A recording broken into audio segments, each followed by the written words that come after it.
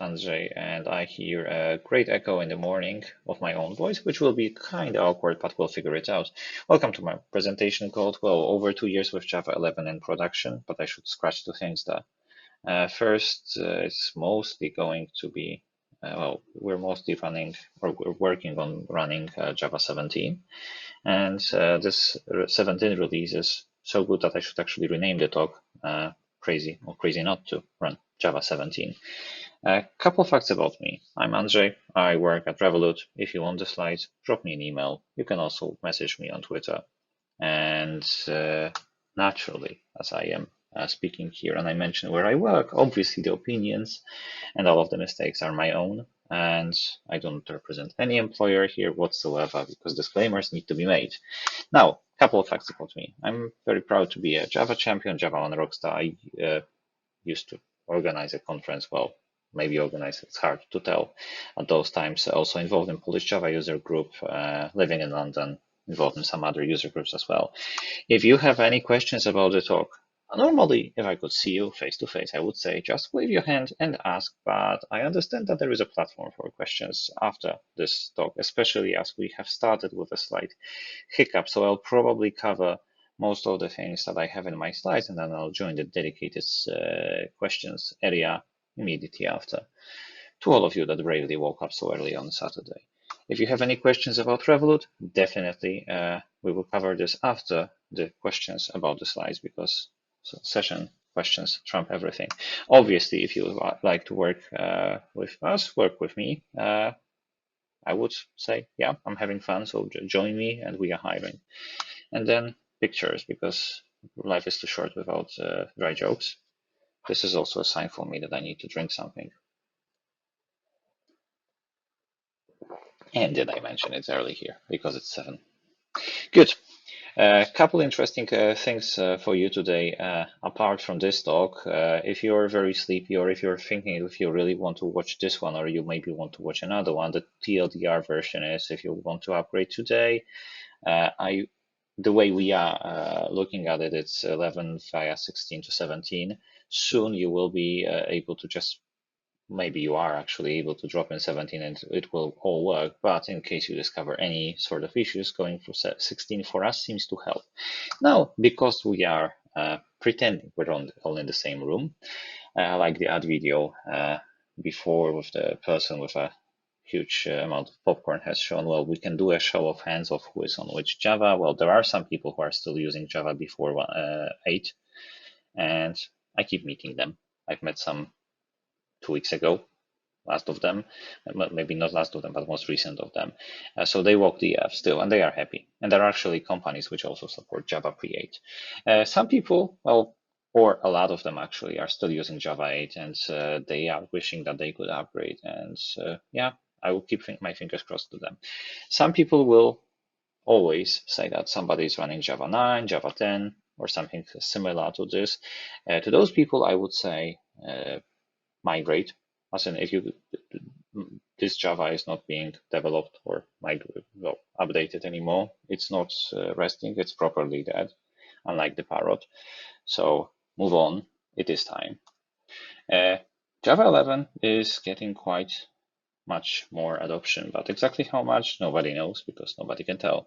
And then there are people who are on the more newer Java versions, and the number of them usually is quite biased. As in, if you ask people in the conferences, some people will usually wave. Well, I can wave because yes, I am using the newer version of Java than 11, but I also use Java 11 to be a mixed environment, but we'll get into the details. Couple examples. Well, if you run an internet survey, obviously you are going to see different answers. What do those answers mean? Well, the fact that they are on Twitter obviously makes them Twitter-based, and that's all I can say here. You shouldn't draw too many serious conclusions based on them. Why? Because this data crossed with this article that came out in, or this data set that was published in March 2020, by what is observed by New Relic in their environments or in the upper environments that they monitor, suggests that there is much more Java 8 than we know about. And it is probably quite realistic because there is a lot of people who are still on environments which, well, we don't really talk to that often because there is multiple million of Java developers out there. I have no idea how many JVMs are in production. I'm not even going to try to estimate. So there's always going to be something else to migrate. But we're going to talk about Java upgrades of all in the context. So in the context of well, something that we would have to go back in time actually to discuss because we did it quite a long time ago now, as in especially in Java release times, upgrades now go quite quickly. So when we were upgrading, first of all, we were using something called CoreOS. If somebody still remembers, good. If somebody doesn't, well, that was a Docker optimized, image optimized, container optimized OS. This thing is now dead, obsolete, taken over. Now we are also migrated mostly to Kubernetes. But I said it's in context. So our point of view, or our as in why we did it in Revolut, is there's a couple of reasons. First of all, one of our mottos, as you can see on the wall, is get it done, and 2 letters are silent. So if you can make it work and it's easy, just do it because yeah, that makes sense. One assumption, one very important assumption that we have to keep in mind is because we do work with finance and with money. That means that yes, we can move fast, and that's awesome, but we have to keep things working. So the conclusion is actually that we would have to be upgrading anyway, because before that we were on 8, and 8 was getting much less updates and much less attention than everything else, which means, yes, it is reasonable for us to do that. And sooner or later, a critical security thing could be something that forces us to upgrade to a newer JDK. Well, some people could say here that, hey, but you can get a Java 1.8 and you can get a support program and you can keep going on 8. Yes, that is factually correct. But the engineers in us want the new features. They also want the new fixes, the exciting things. And also, a couple of years ago, if you were one of the few people that could actually say that they are running Java 11, that is giving you a competitive advantage, and you can hire more people. And yes, we want to we want to work with smart people, we want to work with curious people. So of course, we want to have an environment in which they can thrive. Now, if you work with microservices, especially those using this guy, if you do not recognize this persona in this format, I do not know his MIME type to make it into a picture, but basically JSONs, which means underlying thing is java.lang.String. If you have a lot of JSONs in your application, your site is represented in Java, and you're using Java 1.8 or earlier, your strings under the hood are going to be represented by character arrays. A single character is 16 compared to a byte, which is 8. And everybody knows that. And the change that you get for free when you switch from JDK 8 to JDK 9 or onwards is that the underlying string representation in Java 9 Plus is byte array based. Obviously, that means that your length of string is limited, effectively halved. The max length of string, not the usual length of string, that still works. But for the most of the payloads that at least our applications deal with, they are safely within the ASCII region. That means that we don't have to worry that, well, we can worry slightly less about the duplication and the amount of memory that they take, because they will take effectively less memory. Now, somebody could say that, hey, you can run string deduplication with G1, but G1 and Java 8 is something that is susceptible to single-threaded phases, and that is not great, especially if you're running with heaps and some data running into multiple gigabytes. And also, if you care that much about string memory optimization, you probably will end up with some sort of a string cache of your own in your application. But for most cases, just switching 8 to 9, if you're doing REST and doing JSONs or anything ASCII based, you're going to save memory. Not a lot, but something significant. As in we observed single-digit percentage points. And that was quite nice. That also made Jason happy. Now, in our context, upgrading Java was, well, maybe let's take a step back. We like automation, which is what everybody else says. What it means in our particular context is that developers take care of many infrastructure tasks. For example, if there is a Java version that their application needs to run with, they will use one of the images that ops people will prepare, and then they will configure RAM and they will configure, I don't know, JVM options if they need to modify. Obviously, if ops need to modify them for some reason, they will as well. It's just a collaborative environment. So DevOps works or ops work on specialized projects, and that works quite nicely because that meant that in our context, it's the engineers that could execute a Java upgrade for their applications. And that means that we didn't have a central bottleneck or one team or two teams kind of bottleneck. No, it's up to the team to migrate, and everybody's eager, because if you ask developers, hey, do you want to upgrade Java? The overwhelming answer usually is yes, and then obviously complexity ensues. For our context, we went to 11 from JDK 8, this particular upgrade. If you like archaeology, that's probably relevant. Otherwise, it's probably not, because that was a few years ago. Now, we did it to all the applications. So there was nothing at the end of the process, there was nothing left that would still run 8. And somebody could say, hey, but why, if we're so eager when so on and so on, why did we not upgrade to 9? Why did we not upgrade to 10? 9 or 10 were no longer maintained. And this is obvious to everybody who's familiar with Java release cadence and the consequences of it. And it's a horse that has been beaten enough at this moment that I probably don't need to discuss it. But if I do, bring it up in the questions and we'll go through that. And 12 wasn't available. So 11, at the moment when we were looking at it, was a very safe choice. And also we had to switch one more thing. We had to go away from Oracle JDK. Why? Because Oracle JDK at time of when we were doing this had a license that prohibited building your own images without a license, building images that will be redistributed.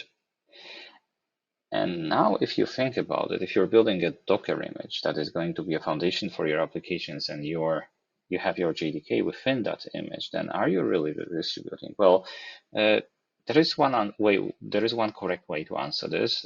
It's speak with a lawyer who will go through the license terms and come up with an understanding that everybody in the company is comfortable with, or speak to, well, use another JDK. For us, obviously, we went open JDK like everybody else or most of the community out there, because we decided we are at that point not interested in acquiring production license. So we're running open source and we're perfectly happy with it. Now, that is something that is changing in Java 17.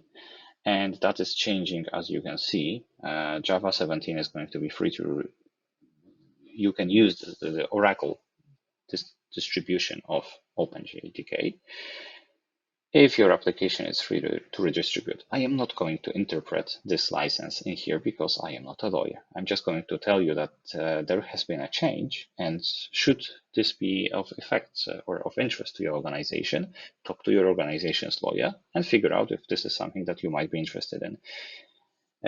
Or maybe look for advice on the internet. Probably if you want proper legal advice, a lawyer is preferred to random people on the internet. Now, Java release cadence reminders, those slides are only there if somebody needs it. So if somebody needs to go through that in the questions at the questions time, I have the slides, but I'm not going to discuss it because this has been beaten. But there is one more change to the release cadence that I will mention because it's noteworthy. And this is a recent post on Mark Reinhold's blog post that suggests going to 2 years LTS releases. So instead of a 3-year cycle for LTSs, like we have to wait from 11 to 17, the proposal is to go to 48 months. I'm telling you that this proposal is out there. and I'm not going to interpret it because there are heated debates, or sometimes less heated debates on the internet about it, but you should probably know. Now, if you're going to Java 11, because this is the primary example that we have, because the other process is in progress, you have two options. And Java 17 is no different. You have an option in which you compile and run everything on a new JDK, or you compile on the previous and run on the new one. Both are equally good, both are equally viable. Sometimes it might be viable, as in, for example, to run certain applications only with Java 18 as soon as it comes out, because you want the improvements to the garbage collector. That is a correct option. I know many people who have, after running with 11, moved some of their runtimes to Java 13 or 14 because they have observed considerable improvements in how GC works and behaves. And that's normal, and that's a good thing to do. So option number one, Java 11 or Java X everywhere, runtime and toolchain. Option number two, Java 11 in runtime, but not the whole toolchain. What could possibly hold you back? Well, there is a number of things that could have held you back before Java 11 could be installed and adopted widely. As of March 2020, some of the release notes of those applications suggested you probably are stuck with 8. And you will have to definitely compile with 8. Some of them you will be able to run with 11, but it then depends. Today, the good thing about today is most of the things, well, all of those things have upgraded and adopted 11, so 11 is a very safe choice. But if you want to go 17, two things that I have checked, which we actually don't use at we don't use at Revolut that much. Well, as we don't have Hadoop at all, and we have some Apache Spark, so this is why I'm saying not that much. They are still Java 11 centric. Java 17 is probably going to be a thing for them, but later, which means for us it is going to be an interesting journey. But applications, runtimes, microservices, this is going 17 for us definitely, and that's the first priority. Now, build tools. If we're talking about build tools, I will obviously mention the obvious Gradle and Maven. I will not be talking too much about Ant, but I have to tell you about two useful utilities if a Java migration, Java upgrade is a problem that you want to get yourself hands-on with. One of them is called JDeps. JDeps is a binary that sits in your JDK. That's something that shows module dependencies, including internal API usage. And if you want to have a Gradle plugin, it's there, it's available. And if you want a Maven plugin, it's also available. Similarly, for jdeprscan, this is something that scans for usage of deprecated APIs. Why could that be relevant? Because if you have a big application and you have a lot of dependencies, and for example, you might have a lot of APIs that are, let's call them dated. That used to be okay in the JDK up until some time ago, but now what is normal is that some APIs are deprecated, and they are deprecated for removal, and they are effectively removed. Which means if this is something that you would like to present a report to somebody because you want to estimate the amount of work that your organization will have to get down to in order to do the change, then those two things might help you. Otherwise, you can just change your JDK versions and see what breaks in compilation and start fixing from there. But I want you to be well prepared. Now, Maven. How do you go about getting a newer JDK in Maven? Use a recent compiler plugin, change the Java versions, and profit. Easy. But also, if we're talking about Maven and upgrades, there are two things that I should mention, because again, if you're upgrading your JDK, then it's highly likely you will be upgrading your own dependencies and your plugins. There is a plugin called Versions plugin. Some of you know it already, and kudos to you, but it can show you what plugin updates are available.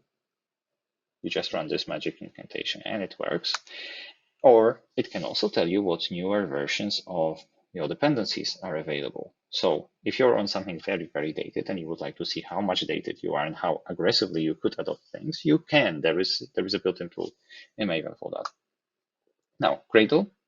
First, in the context of Java 11, V5 works, V6 works, V7 works. If you want to run 17, you need 7.3, but we'll get to it. But if you're on Gradle before 5, I have not met a person on Gradle before 5 recently, but that doesn't mean that you aren't out there. Somebody must.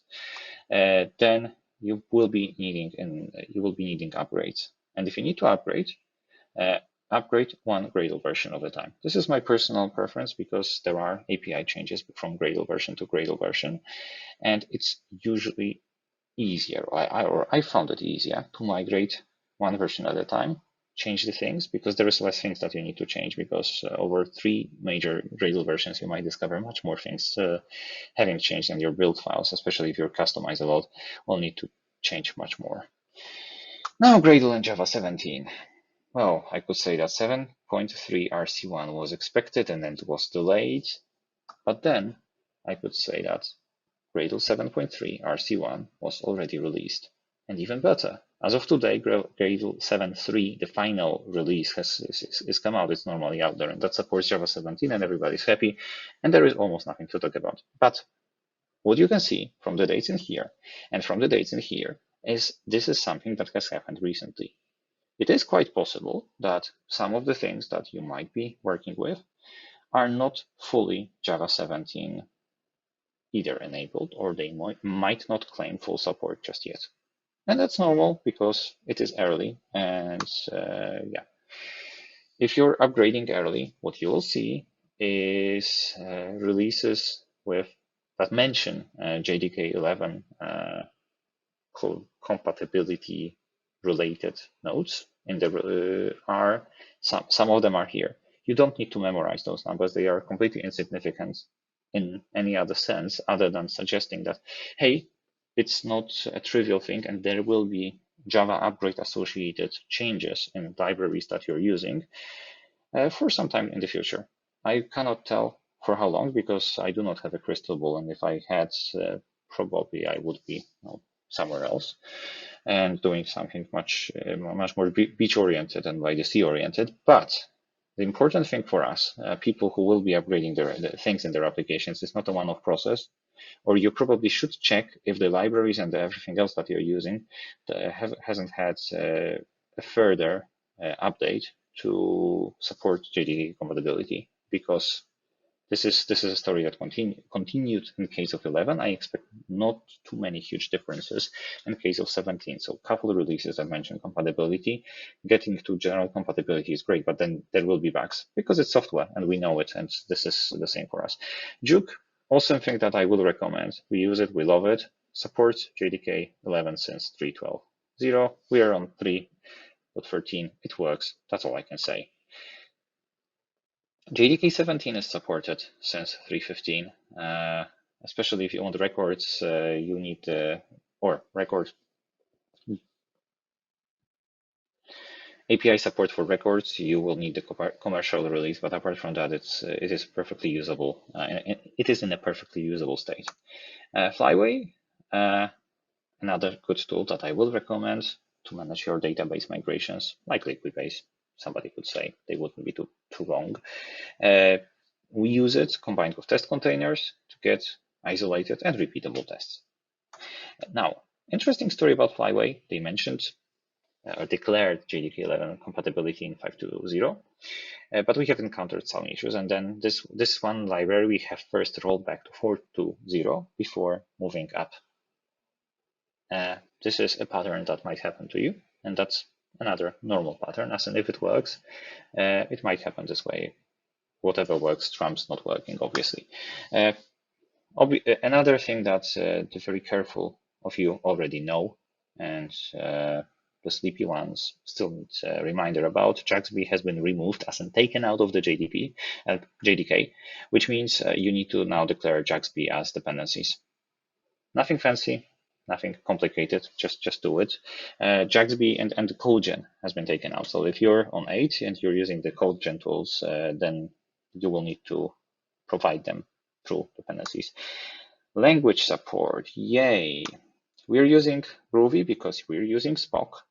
And for us, JDK 11 compatibility was attained and achieved by upgrading Groovy to version 2.4.16. And I will not spend too much time on that because this is for test, and it usually, well, not usually, it is something that worked. Maintainability of large Groovy test code base is a separate issue here, but yeah, this worked. And for Java 17, Groovy needs 4.0, which was in beta last time I checked, but maybe it has already come out. Scala was a very nice upgrade journey for us because we were using 12.7. We just switched underlying JDK version. It worked, and that's it. Beautiful story. Everything should be upgradable like that. One small note about JDK 11. Their tooling was not module aware. We are not using modules, so it doesn't bite us in any way. But since we we do not even intend to look at modules because if services communicate and the services are your line of demarcation, then why would you? One nice thing about Scala is they already mention, as in today when JDK 17 is the current one, their readiness for Java 18 and onwards. So they are really forward-looking. Very nice of them. Kotlin supports JDK 9 to 12 since version 1.3.30. There has been a Kotlin release recently, and that's all I'm going to say about Kotlin. Now, dependencies. If you have a layer of dependency, so you probably have an application that depends on a library that depends on a library. So you probably have an app that depends on something common that depends on something like common utils or just commons in our case. The way we have approached them, the way I would actually recommend people to go forward with it is start compiling applications using 11. This is the biggest API surface that you will need to adjust because the compiler will catch a lot of things for you. And this is quite useful because it's automated. You don't need to do a lot of stuff. Now, once you get the code compiling with a newer JDK, start running tests with it. Obviously, tests will pick up some issues and you will be given time to fix them. Because we have tests, right? And then start running with 11. And then you're happy. You might discover some small issues in production. We did, and that wasn't scary, but it happened, and it's I would say normal and to be expected. And then go through the layer of the onion. Why not the other way? Because we found it easier, and you see the results. Because what engineers want is they want to say and they want to observe Java 11 being used or any other JDK release being used. So if you start from internal libraries, the scope of the changes is limited to a team that maintains those internal libraries, and then they will still have to run with target of the old JDK, and that's just that was from our perspective less gain and also less fun. So we went from the apps. If you're on the JK8 and if you're getting yourself into an upgrade story and you're using Bouncy Castle, there is this slide which I can email to you. Just drop me an email and ask for it, and I will not discuss it. More details than that. But VM options, another thing that you should check if you're on 8 and you will be upgrading, because JDK 9 introduced unified GC logging, basically meaning that the way you invoke GC logs has changed. And I'm not going to cover that in detail, but I am going to tell you about this thing.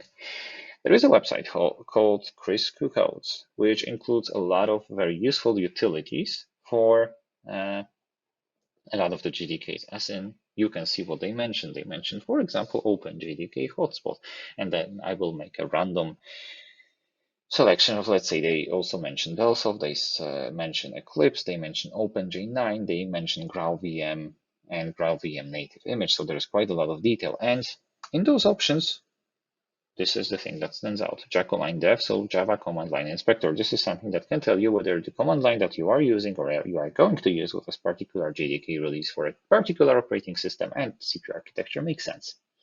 It's like a linter. That also will give you explanations of what the options do, so you don't have to memorize them. And because of that, it's a thing that I will recommend. You don't have to learn it. You shouldn't have to learn it, most likely, if you're engineers here and going to work with code. But if you are going to go through that change, that's a useful thing to know about. And one thing that you might also discover is that 9 plus, this property is now gone. Now, one thing that will probably maybe not bite you, but might surprise you, is time precision increase between 8 and 11.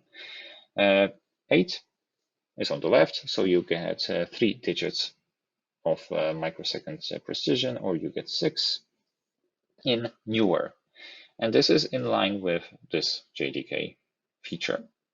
This is in line with what's described here. The trick is, if the underlying operating system has a higher precision clock available, then Java is able to use it. If the operating system does not do this for some reason, Java will not, which means it is not a deterministic thing. Oh, it is deterministic, but it depends on the operating system. That's a more correct way to say it. Which means if your tests expect a specific precision in the outputs of your time strings, then you will have to do something about it.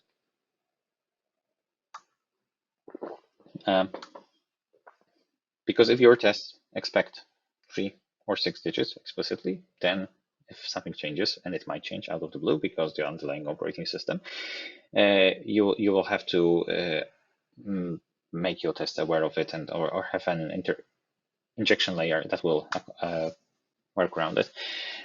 That means that some of your database tests might break, like they have broken for us, and this is how we what force the refactoring for us. Basically, the recommendation from me now is to have your own time injection layer and move on and be happy. Upon our upgrade, we discovered some bugs. I'm not going to get into details of all of them because they are not that interesting, but there were bugs around datetime formatter, mentioned here. If you want the slides, email me. There were compiler bugs that we ran into, multiple, which looked like this one, which were duplicates, and there were bugs in the compiler that resulted in type inference throwing NullPointerExceptions. So this is intimidating when you first look at it. You run Java C, and then what you get is a null pointer. This is not what you expect. You expect null pointers sometimes. Well, not expect, but they might happen in your code. But if they are happening in the compiler, that's unexpected to the level of, well, to the second power at least. Some magic about generics and some changes to generics. The question that you probably are dying to ask is, how is life with G1 as default? From our perspective, it is very good. It is, that is the summary of it. It just works. And we don't have, our services do not require anything crazy in terms of latency. We're quite happy with human level of latency supporting services.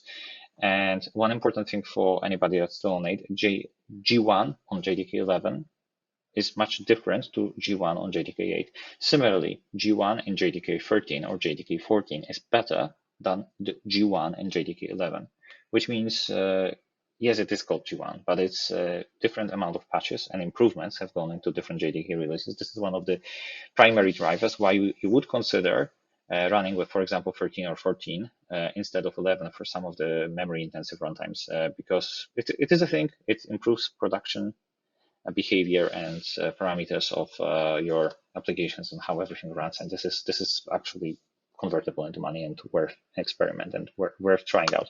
Similarly, G1 at JDK 11 is different and much better than G1 at JDK 11. Small reason why 11, because full GCs are multi-threaded. So this is the biggest noticeable change between 8 and 11, or 10 and 11 compared to 8. You don't need to, we have discovered that we didn't need to do any tuning to get human perception pulseless. So something that supports the services that the application uses. We're running heaps up to around 30 gigs for most of the apps, and basically New Relic reports no serious problems. GC does what it's supposed to be doing, and this is the end of story. Almost. Almost is the detail about almost that I want to mention is that we started observing faster out-of-memory failures. So if there was an application that would crash, or that would eventually crash because of an out-of-memory failure, with G1, it would do so earlier. Why would our applications crash because of an out-of-memory? One reason is very simple. We do not have a memory leak. We're not talking about a memory leak here. We're talking about using libraries that use native buffers and using them in a confined memory space, and then having a Java heap, and G1 will allocate things more eagerly, and this is what's going to signal failure. So this thing, instead of taking a long time to materialize, will happen much earlier, which is obviously preferred, because if you know the details about GC overhead limit exceeded, what happens there is Java will crash by itself if the GC has exceeded a specific limit, but the default value of that limit is 98% of time spent by GC compared to 2% of time spent in the application, which means this can be a very long time for this bug to materialize. And before, what happens is it's only GC happening, the application is not responsive. So we prefer what G1 does until what 11 does. Also, memory appetite of containers, or the same story actually, the containers started dying and they were getting restarted and everybody was happy, but we do monitor those things. So we were curious, and then let's pretend, because we started later, I'm not going to do anything like demo but let's pretend we take the most sacred, should be working kind of environment there is. Let's deploy a Java 8 based application and Java 11 application to Oracle Cloud and observe. And the results that we're going to see are as follows. RSS for JDK 8 based application, and that's the same code, and you have to believe me here, is the footprint of the JDK 8 is smaller, which, yeah, this is what I was getting at. RSS of 11 is bigger. What you need to do, adjust XMX or container size, and you will get faster out of memory errors if you don't. That's it. Now, language features adoption, there aren't that many, but one particular project over a period of a year, I just grabbed through Git and did a bit of analytics. We reached 40K of usages of VAR. People loved it. People like it. Now it's part of our coding standard. And also, this is a change, but we're developers, so we will ignore errors like this and we will make this. So double underscore in Java effectively functions as a single underscore, and it's still legal. And also, Java Flight Recorder and Java Mission Control are free and open source. They used to be not, they used to require a production license, and these are awesome and amazing tools. And if you have never tried them out, I will recommend you use them. And give them a try, especially because Java Flight Recorder event streaming is probably a technology that your production environment wants to be aware of and maybe wants to adopt. I'm saying maybe, because it depends, but do give it a try. So what is next for us, and what is actually not next? What is happening? The overall journey that we're going through is this. We're going from 11 to 17. The decision has been made a month ago. Work is already underway. I sadly cannot stand here before you, virtually even, and say we're done, because it's work that will continue. But for example, the project I am working in is already on the using a mix of 16 and 17. It is going to go into full 17 soon. Now, somebody could say, but why a mixture of 16 and 17? We'll get to it.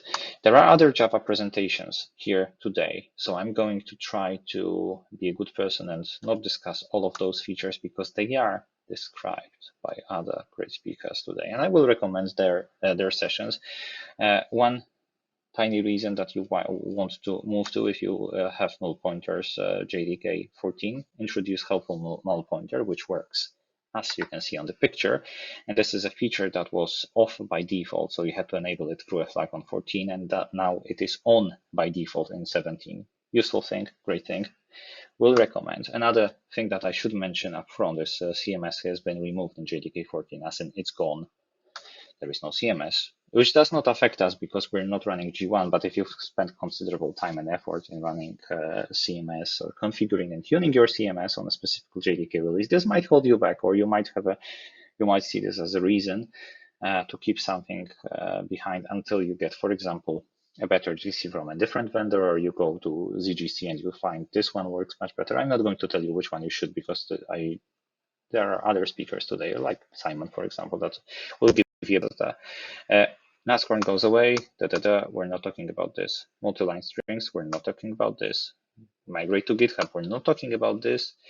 Pattern matching, no. Records, maybe, but that's not the big thing. But records are awesome, and well, records allow you to convert the left side, and this is not the left side actually, because I omitted the getters, into the right side, and by bytecode, this actually looks the same.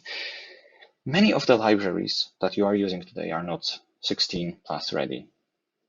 They might be ready on their master releases, but if you're behind, they are not. Why? One reason is because JDK 16 is doing this, which is strongly encapsulating JDK internals. And there is a number of libraries out there that still likes to use things from inside the JDK that it is not supposed to. And that used to be normal, and that used to be acceptable. It no longer is, and migration is required.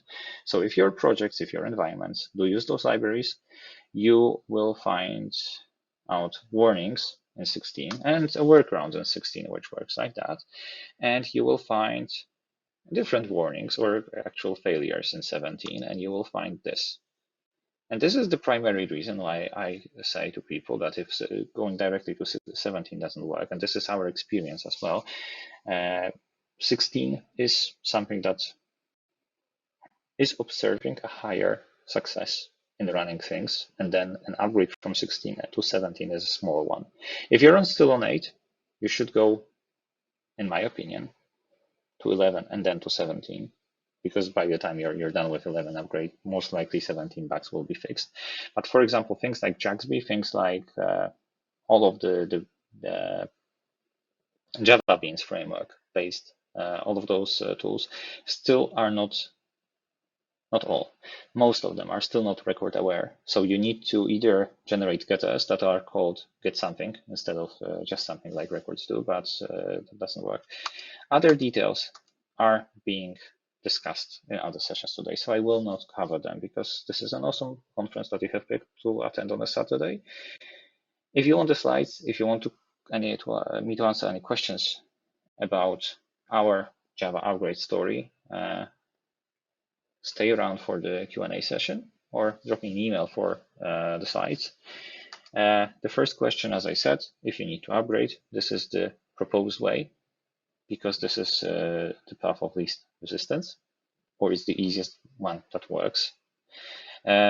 16 is optional. You don't have to go through 16. 17 drop-in works, just do it. But if it doesn't, 16 and waiting for compatibility to catch up is going to bring you a lot of the benefits, and then just make a smaller move forward. Colors and the IDE, if somebody is curious, well, this is what I use. But this is the important question. What did we observe about performance? We're very, very happy with JDK 11's performance in production. I would say we didn't observe degradation. Somebody could then ask, hey, what about those strings that have changed? And you started saying that now they are byte array based and they used to be char array based. Did it help? Yes, it did. It did noticeably, but it was soon eaten by usage and increasing number of users and intensivity by how much people use our services. Sorry, it's still early for me to say those complicated words. So yes, as I'm saying, this is in context. We don't do high latency, ultra high latency with our Java. So this is if this is your environment, I cannot offer Revolut-based experience reports here.